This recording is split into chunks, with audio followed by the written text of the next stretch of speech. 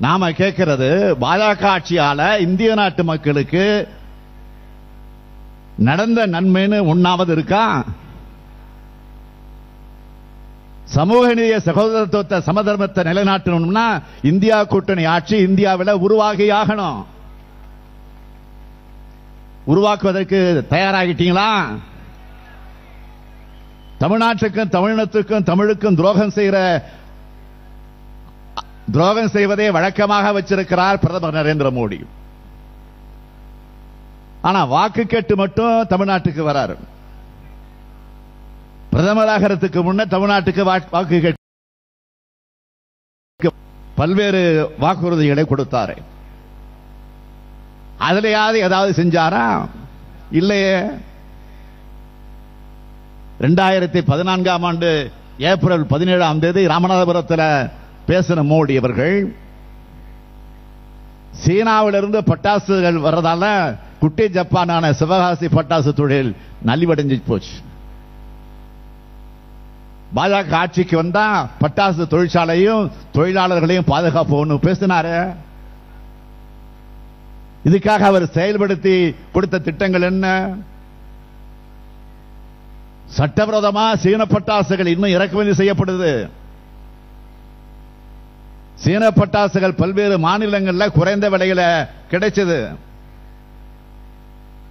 டெல்லியிலும் மும்பையிலும் கோடிக்கணக்கான ரூபாய் மதிப்புள்ள சீன பட்டாசுகள் கைப்பற்றப்பட்டுச்சு. சீன பட்டாசுகளை பாஜக அரசால முழுமையாக தடுக்க முடியல. இதனால சிவகாசியில 1000 கோடி ரூபாய் அளவுக்கு பட்டாசு தயாரிப்பு சரிவை சந்திச்சது. இப்படி தொழில் நலிவடைந்திருந்த போது ஒன்றிய அரசு கொண்டு வந்த ஜிஎஸ்டி வரி விதிப்பால ஆடம்பர பொருட்கள் பட்டியலில் பட்டாசையும் சேர்த்து 28 விழுக்காடு வரி போட்ட கட்சி தான் பாஜக.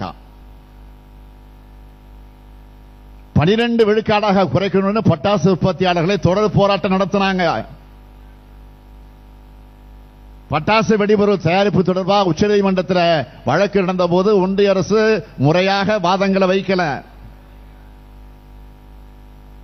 பசுமை பட்டாசுகளை தயாரிங்கன்னு உச்சநீதிமன்றம் உத்தரவிட்டுச்சு. ஆனா பசுமை பட்டாசு தான் என்னன்னு ஒன்றிய பாஜக அரசு வரையறை செய்யவே இல்லை. பசுமை பட்டாசு தயாரிக்க ஆலைகள் காத்திருக்கு. ஆனா பாஜக அரசு எந்த உதவியும் செய்ய முன்வரல. கொரோனாவுக்கு பிறகு பட்டாசு தொழில் சரிஞ்சிடுச்சு. அதை மீட்டெடுக்க எந்த முயற்சியும் பாஜக அரசு செய்யல. இப்படி 10 ஆண்டுகளா பட்டாசு தொழில் நாசம் பண்ண அரசு தான் பாஜக அரசு. இப்படி மக்களை பாதிக்கிற எல்லாத்திலும் அலட்சியமாகவும் ஆணவமாக இருக்கிற கட்சி தான் பாஜக. 10 ஆண்டுகளா இந்தியாவை ஆட்சி பண்ண பாஜக அரசானது நாட்டையே படுகொலில் தள்ளிடுச்சு. நாட்டை நாம் உடனடியாக மீட்டாகணும். அப்படி மீட்பதற்கான மிகப்பெரிய வாய்ப்பு தான் இந்த தேர்தல். அதனால்தான் இந்தியா முழுமைக்கான ஜனநாயக சக்திகள் இந்தியா கூட்டணி அமைச்சிருக்கோம்.